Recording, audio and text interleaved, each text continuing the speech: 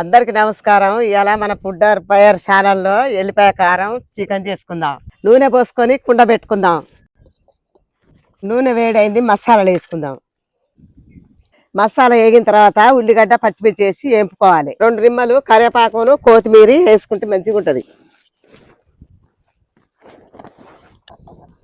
ఉల్లిగడ్డ మగ్గింది, ఒక 2 టమాటాలు ముక్కలు కోసుకొని వేసుకోవాలి.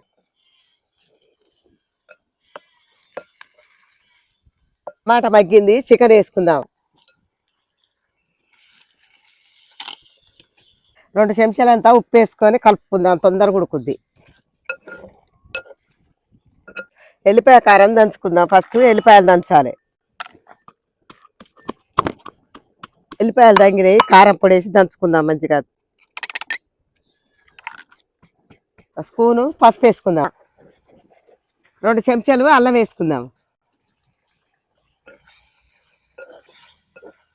3 చెంచాలు ఎల్లిపాయ కారం వేసుకుందాం.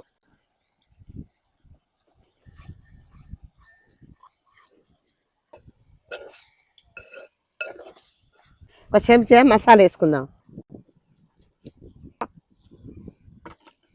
కొత్తిమీర వేసి దించుకుందాం. ఎల్లిపాయ కారం చికెన్ ఎట్టుందో తిని చెప్తా.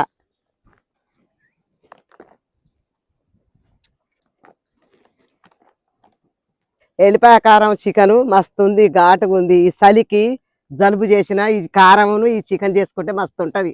మన ఫుడ్ ఫైర్ ఛానల్కు లైక్ చేయండి, షేర్ చేయండి, ఫాలో చేయండి, సబ్స్క్రైబ్ కూడా చేయండి.